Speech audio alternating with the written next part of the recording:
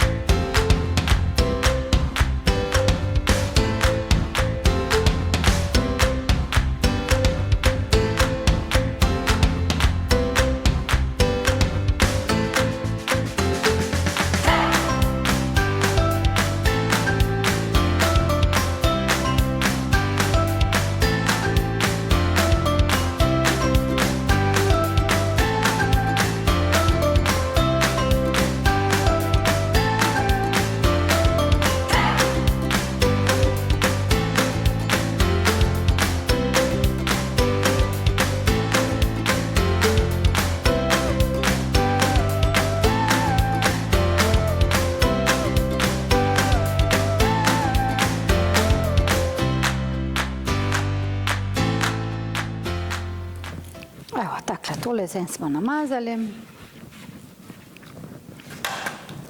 Naš pekač. Zdaj bomo pa pogledali še kako testo smo zamislili. Če se v hladilniku testo zelo strdi, ga potem malo pustite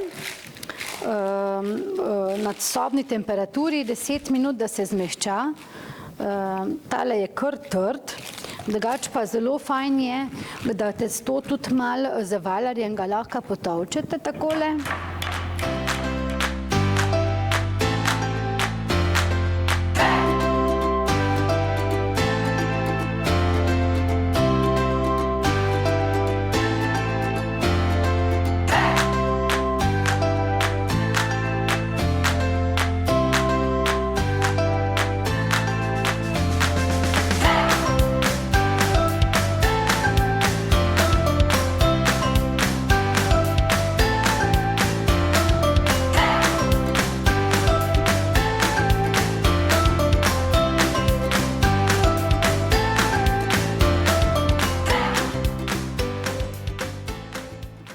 Evo, zdaj, če hočemo, da bo testo res super, da bo izdelek pol naš super, premažemo z beljakom vse in damo še za pol urce v hladilnik, da se beljak strdi in se potem naredi en tak filter, da od nadeva ne spusti vodo v testo.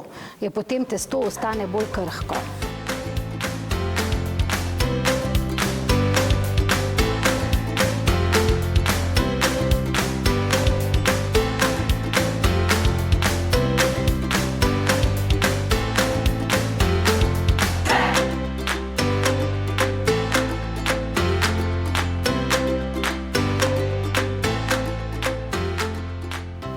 Tudi v srednjem veku so tako bogati kot revni radi dobro jedli. Njihove jedi sicer niso bile tako razkošne kot v rimskem obdobju. Kljub temu pa so poznali že veliko zelenjave in jo tudi uporabljali. Še vedno pa niso poznali krompirja, ni bilo seveda tudi ne čokolade, paradižnika. Ok, za tale cvrtnjak rabimo moko. V bistvu naredimo take palačinke, ki pa namesto vode, malo razlike je, namesto vode vsebujejo malo vina, 1 deci vina.